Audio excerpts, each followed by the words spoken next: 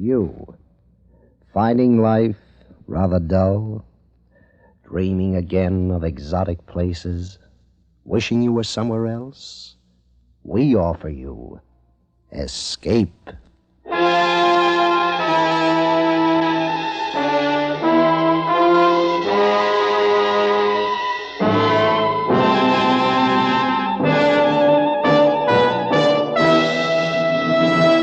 Today, Escape brings you one of the most unusual and terrifying stories of recent years. It is a story of such scope that the producers of Escape, in order to dramatize its full impact, will present it in 2 episodes. So now, with the performance of John Daner as Isherwood Williams, we bring you part 1 of George Stewart's powerful novel, Earth Abides.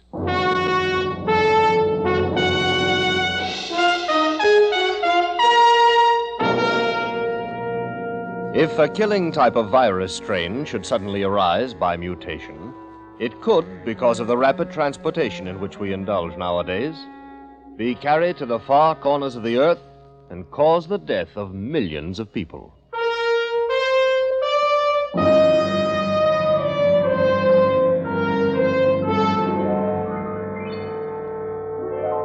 If you should awake some morning, tomorrow morning, let's say, if you should wake to a man-dead world, where virtually all of human life had been dissolved from the face of the earth, leaving behind only buildings, bridges, machines, if you should awake to such a world tomorrow morning, what would you do? Where would you go?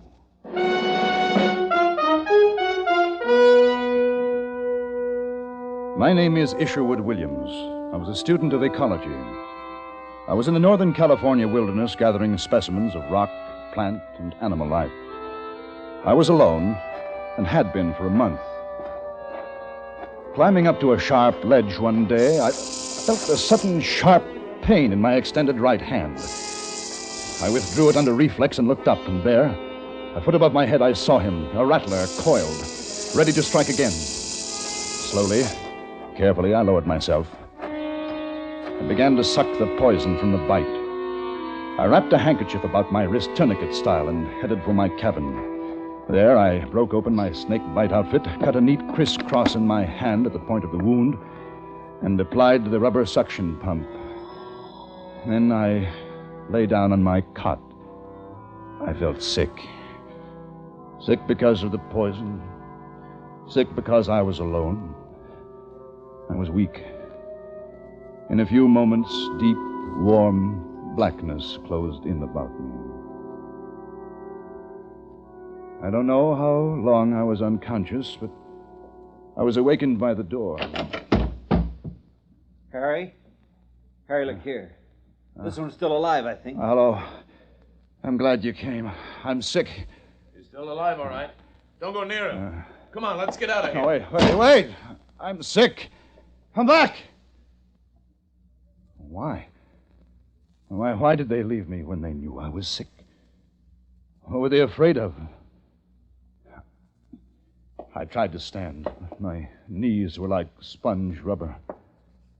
But finally, I was able to stumble to my chest of drawers. And then I saw the hammer, my rock hammer, resting on the top of the chest. And it suddenly became the most important thing in the world to me. If I can lift this hammer, I told myself, I will live. I wrapped my fingers about its handle, and I lifted it slowly, then let it down. I breathed a sigh of relief. I would live.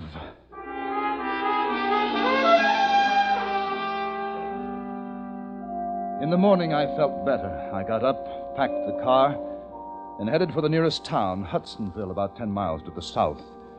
They'd take care of me in Hudsonville. Consider, if you will, the case of the rats that once inhabited Christmas Island, a small bit of tropical verdure some 200 miles south of Java. In 1903, a new disease sprang up. The rats proved universally susceptible and soon were dying by the thousands. In spite of great numbers, in spite of an abundant supply of food, in spite of a rapid breeding rate, the species is now extinct.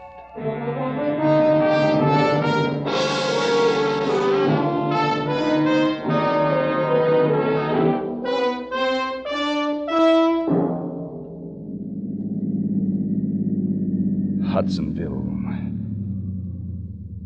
The familiar houses, stores, taverns, but no one on the streets. A hen scratched quietly in the dust. A lonely dog was howling somewhere. I got out of the car and walked into a little restaurant. The place was empty. Hey. Is anybody here? Hey! Silence. Deathly silence. On the counter, I saw a newspaper. Flipped it open.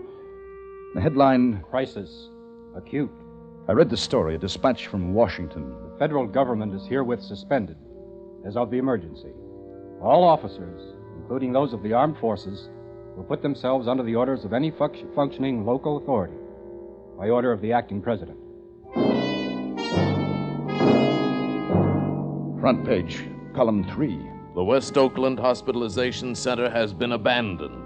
Its functions, including burials at sea, are now concentrated at the Berkeley Center. Keep tuned to your radio. The radio. The radio in my car.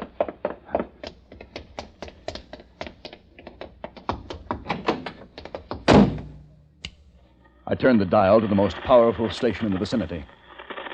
Static. Nothing but static. Desperately, I twisted it from one end of the band to the other, praying for a human voice, a bar of music, anything. There wasn't a single radio station still in operation. The horn. Someone will hear the horn.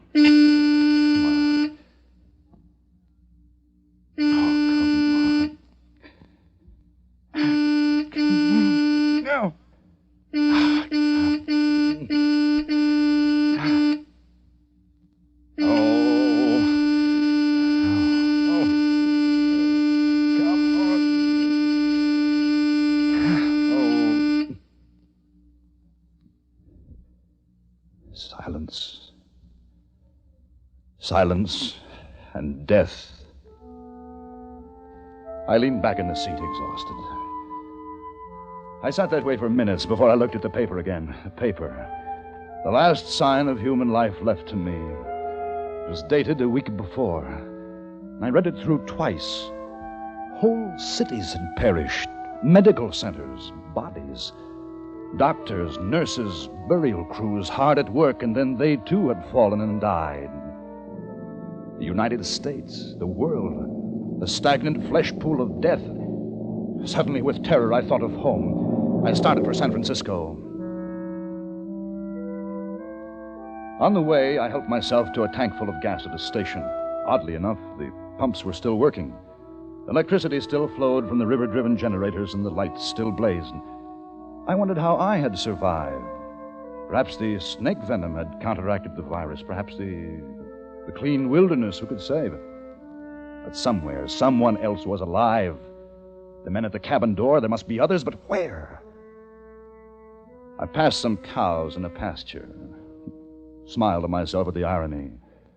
The world belonged once again to the animals. Ecological observation. Pedigree means nothing now. The prize, which is life itself, will go to the keenest brain, the staunchest limb, the strongest jaw. The champion boars will die in their well-kept pens, but the shoats will roam wild. In a few generations, their legs will grow slim, their bodies thin, their tusks longer.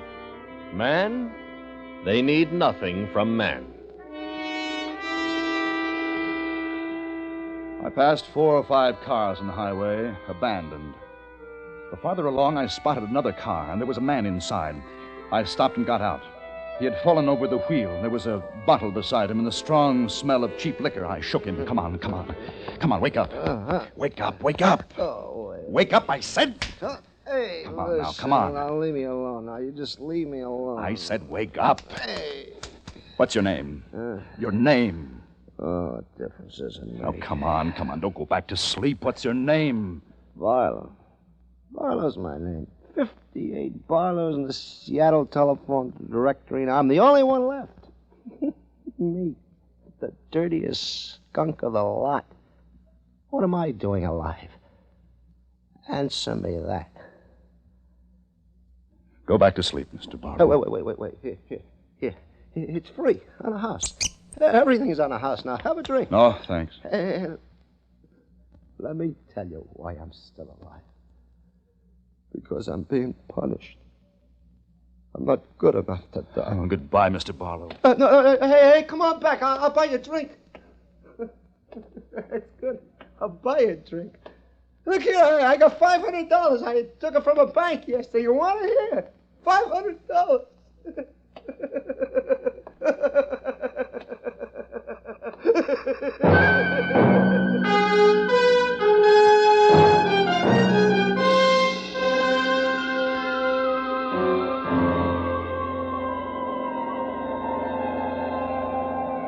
San Francisco. The mute, dead city of San Francisco. A naked forest of concrete with its empty streets, its ghosts of newspapers blowing across alleys.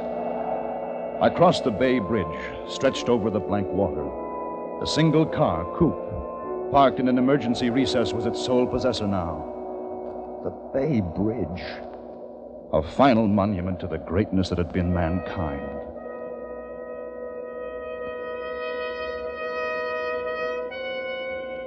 I drove the familiar route toward home, turned right at San Lupo Drive, pulled up in front of the house. I walked up the stairs, took out my key, opened the door. Strange odor of must and stale food blew out at me.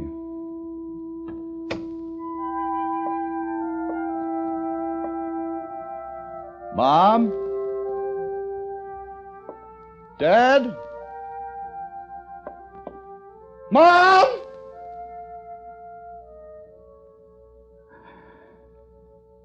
I fell into a chair and cried.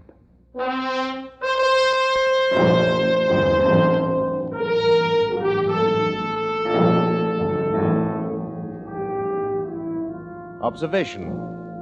The desert and the wilderness began a long time ago. Men came only in the latter centuries. They camped at the springs and wore faint trails through the mesquite bushes. They laid rails, strung wire, paved long, straight roads. After a while, men were gone, leaving their small works behind them. In 1,000 years, at a conservative estimate, man will be a forgotten stone in the jungle.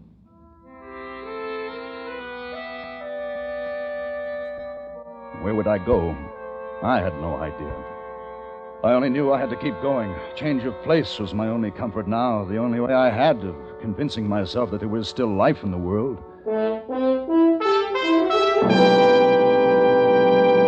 The snake bite began to hurt again, but it felt good, some small sign of living flesh. I left San Francisco and started across what had once been the United States, Route 66, through the giant Southwest, the towns, the empty, dead towns. The dust-blown, silent towns passed me by, one after another. Kingman, Flagstaff, Albuquerque, Oklahoma City. Just outside Guthrie, I saw a Negro tending his garden as if nothing had happened. He was afraid. He waved me on with a shotgun. In Tulsa, the sprinklers were still going in the park. I stopped. In Fayetteville, Arkansas, I heard music. Came from a little bar, neon lit, spitting its bright invitation to the empty street. I took my hammer and went inside. The bottles were stacked neatly, bar rag over the rack, and a broken jukebox, blazing in blues and reds, singing its song to the vacant, varnished tables. Just want to jump up and shut down up. Like a carnival. Shut up. It's love. Shut up. There's a sparkle Shut up. to me. Shut up. Shut up. Shut up. Well grounded, but you're soaring to where? Oh, but it's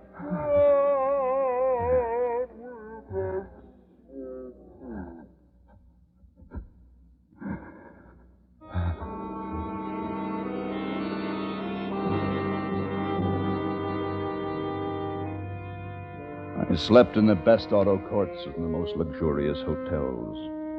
I slept and ate from the leavings of 150 million people. All the wealth of America had been bequeathed to me. All its wealth and its death. 3 days later, I pulled up the Pulaski Skyway, crossed George Washington Bridge, and came to Manhattan. The splendid, slow-decaying corpse of Fifth Avenue, the sable mink in the windows, the silly traffic lights changing color at naked intersections. Manhattan, soulless and dead. Stretched out between its rivers, the city will remain for a long time. Stone and brick, concrete and asphalt, glass. Time deals gently with them. A window pane loosens, vibrates, breaks in a gusty wind. Lightning strikes, loosens the tiles of a cornice. The shade trees on the avenues die in their shallow pockets. Bats fly from the 59th floor. City dies slowly. In the afternoon, I saw smoke from a chimney in the Bronx. I drove to the house, a small house, and knocked on the door. I heard footsteps. When the door opened, I saw a little, bald man with a broad smile, holding a handful of playing cards. Milt Carson. How do you do? Come on in. You're in time for supper. Well, thanks. I just ate. This is Mrs. Carson. How are you? Won't you sit down? Thanks. Where are you from? California. I had a relative there. We're just finishing a hand of gin. Say, look here. Isn't that a beauty? Oh, the television set? Yes. Yeah, it's beautiful. It's a combination radio, television set, radio player. I'll bet it even does the washing. It took us 2 days to get it up the steps from the radio store. I always wanted a set like that. Yes, but there's nothing on the air. Sir, always wanted a set like that. Jen, there you are. I owe you $10,000. Well, give it to me tomorrow. There's a busted window at the Chase National. All the money you want. I carry $50,000 with me all the time just to be on the safe side. Of course, you can't buy anything with it now, but sure feels nice to carry around. How about some salami? No, thanks. I just ate. Oh, yeah. Say, do you like canasta? Not much at cards. Oh, canasta I could teach you. It's simple, like rummy, but a little different. What I was wondering was, why don't you stay here? Got everything you'd want right here in the Bronx. Need a coat for the lady, break a window at I.J. Fox. You should see some of the diamonds I got Mrs. Carson at Tiffany's yesterday. Beauties. Hey, where are you going? I've got to get started. Well, where? There ain't no place to go. Lots of luck. Well, thanks, but I wish you could stay with us. No, thanks. Goodbye. Oh, the scavengers. How long would they last? Through the winter? And it was doubtful. There'd be no central heating. Even breaking furniture in the fireplace wouldn't keep them alive. They were like highly bred spaniels or Pekingese who walked the city's streets at the end of their leashes. They would die with the city a season or two later of pneumonia or accident. The Negro in Oklahoma with his heart to the land, he would survive. Milt Carson and his new wife, no. They were waiting for death at the card table.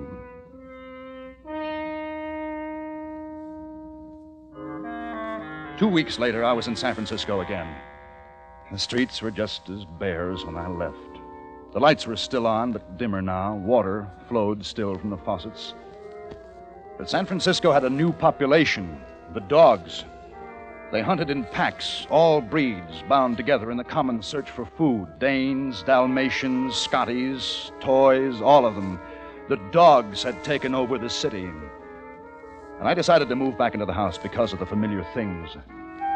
Late one afternoon, I went out to look around the neighborhood, and I heard the yelping too late. As I looked around me, I saw myself being surrounded by dogs. They were hungry, ravenously hungry, and they started to close in. The car was on the street some 50 feet away. If I could make the car. The bulldog made a lunge for me. I kicked violently and started to run. They were after me, some of them running at my legs. He reached the car, opened the door, and slammed it. They climbed to the window, baring their fangs, their red tongues wet with hunger. But I was safe.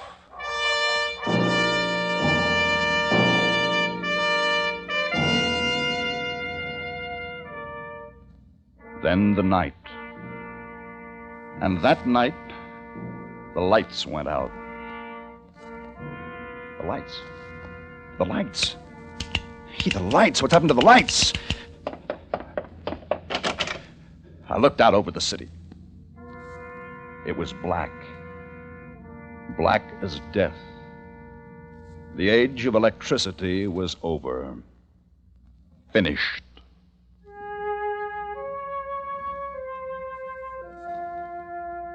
There were candles. Mom kept them for ceremonial occasions in the buffet, and I found myself hoarding matches and flashlights, candles, piling them up in the corners. There was only night and day. Time had lost its meaning. And I had food and clothing. And then I had books to read. The Bible. And I read the Bible. Let him kiss me with the kisses of his mouth, for thy love is better than wine.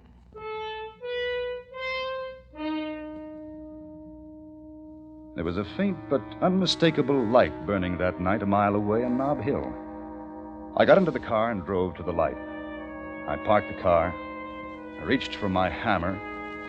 In the window, a shadow moved. As I approached the door, a flashlight caught me in its glare. I stopped, dead still. I waited for someone to say, "Put your hands up," or, "Who are you?" There was a breath of perfume. That's a nice car. I can pick up a better one on any street corner. Come on in. Thanks. How about some coffee? Sounds good. How come you didn't find me before this? I just saw the light tonight. I decided to investigate. I saw your light lots of times. Oh? You live down on San Lupo Drive. Well, why didn't you come in? Woman's pride. Man's supposed to come after the woman. That was before. There are no rules now. No, but they're habits. Want yours black? Yeah, black's fine. I don't want you to think you're the first one I've met. There were 5 or 6 others. They saw the light and they came in. They had coffee and I sent them on. What about me? I don't know you. Well, I'm clean, well-educated, healthy, young. Those are the good things. I dislike turnips, canned beans, stupid people. What's your name? You'll laugh. I won't laugh. What's your name? Isherwood, my mother's maiden name. Everybody calls me Ish. Well, mine's Emma. Emma and Ish. Nobody's going to write any love songs with that combination. No. Don't imagine they will. I like you. Coffee will be ready in a minute. Emma, will you come and live with me? I don't know you. What is there to know? That I like you, you like me, that we're both alone. Emma? What? Emma? Yes. Good. Ceremony. There ought to be some kind of ceremony. Have you a Bible? Bible? On the mantel. I've never used it. I just had it. Here. Give me your hand. Now, we shall be together always.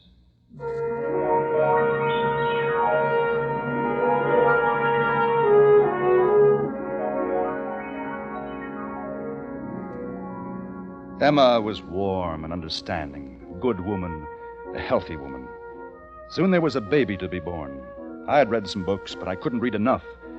I stood by her during the night and tried to help. When the morning came, we had a son, the firstborn since the great disaster.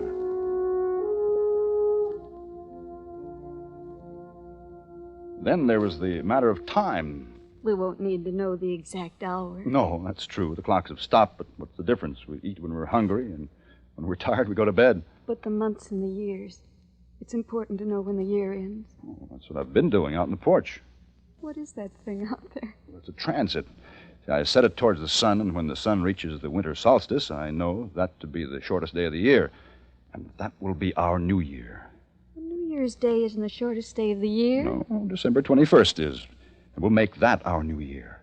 Man's always been trying to get close to that date for the New Year, but calendar makers always went off. How long will it be? A few days. And then it'll be 1950 what? No. That was the old calendar. This will be our year 1. The year 1. We must call it something. I know. We'll call it the year of the baby.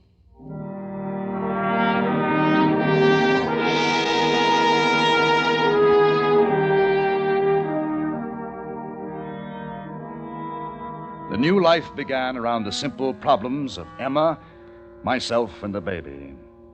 The day came when the sun reversed its path. I took my hammer and a chisel.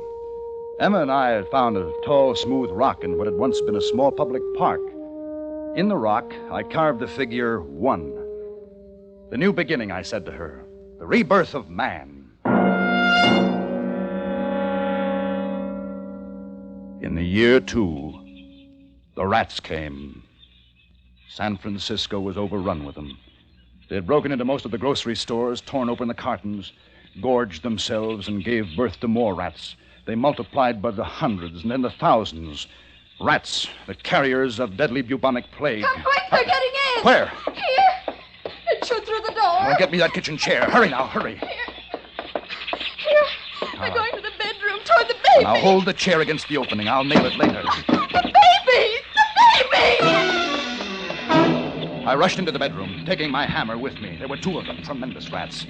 I stationed myself at the crib. One came toward me, unafraid, for the fear of man had been bred out of them. And I flung the hammer at him. Ah! I missed. The rat leaped up into the crib. I threw a blanket over him and flung him to death on the floor. Then I picked up the hammer and threw it at the other one.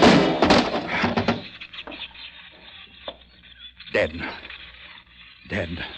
But that was just 2 of them. Outside, I could hear hundreds squealing, their tiny feet scratching at the walls. How long would it be before they destroyed us? Man was gone now. This was the age of the rats.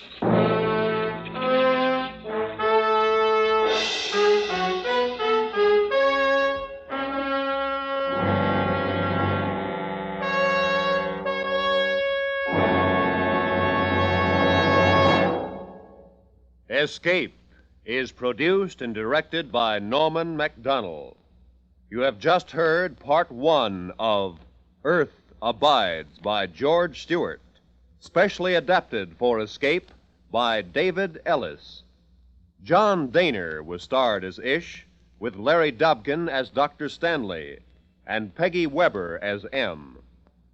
Featured in the cast were Michael Ann Barrett, Parley Bear, Ron Brogan, Paul Frees, and Lou Krugman.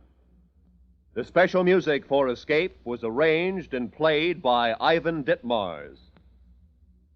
Next week, Escape will bring you the second half of Earth Abides, truly one of the most gripping and terrifying novels of recent years.